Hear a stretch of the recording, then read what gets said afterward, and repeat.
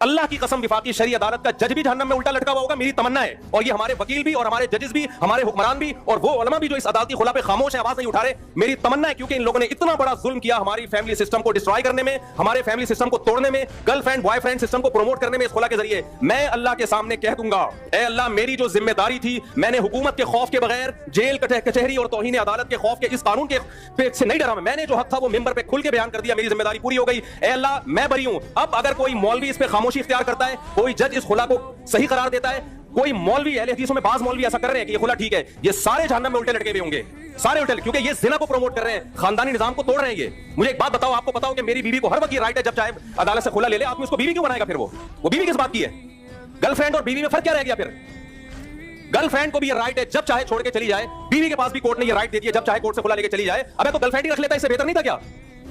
इन हरामखोरों को इतनी बड़ी जमीनी हकीकत समझ में नहीं आ रही है, और फिर हमें समझाते हैं हदीस बुखारी की, कुरान की, तो तुम कुरान हदीस हम तुमसे ज्यादा समझते हैं।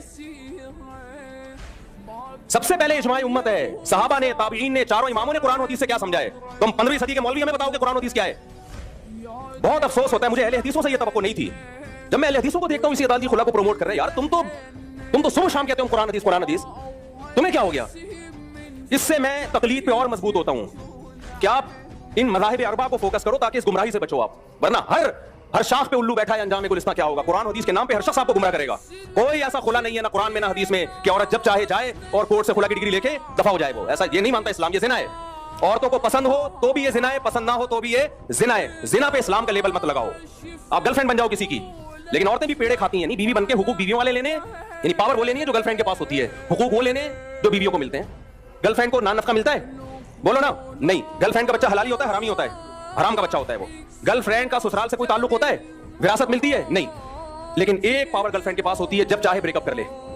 बीवी को नान नफका मिलता है, गैस बिजली का बिल मिलता है, उसके बच्चों की इलाज मुआवजा, सारी जिंदगी का सहारा मिलता है। लेकिन एक चीज इस्लाम उससे ले लेता है, भाई तुम्हें इतने बेनिफिट्स मिल रहे हैं तो ब्रेकअप का तुम्हारे पास राइट नहीं है। हमारी अदालतों ने और विफाकी शरीय अदालत ने उसको मौसर करार देके क्या किया है? औरत को हुकूक बीवी वाले दे दिए, यानी मर्द पे जिम्मेदारियां डाल दी, और पावर गर्लफ्रेंड वाली दे दी। तो आदमी का बेड़ा गर्क, आदमी का क्या कर दिया? बेड़ा गर्क कर दिया। और ये सिर्फ पाकिस्तान में नहीं, पूरी दुनिया में ये हो रहा है। और हमें बताया जाता है कि फलाने इस्लामी कंट्री में भी ये कानून है। और भाई साहब, इस जमाने के इस्लामी कंट्रियों के कवानीन को परखा जाएगा कुरान और सुन्नत पे।